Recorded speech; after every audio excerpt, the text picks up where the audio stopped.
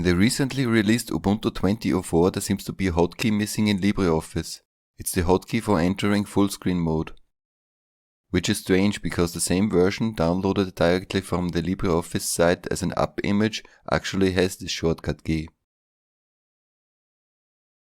Anyway, we can get it back in the Ubuntu version, just do the following. Go to Tools, Customize, then to the Keyboard tab. Here we scroll down to the hotkey we want to assign. Shift-Ctrl-J is normally used in LibreOffice for that. Select the line. Now you could search under Function while All Commands is selected here under Category. But it is easier to find if you select View here first, because Full Screen Mode is a view function. Now look for Full Screen here and select it. With the function selected down there and the hotkey selected up here, click Modify. Now the hotkey is assigned, click OK. Here it is back again in the View menu. I hope that helped. Goodbye.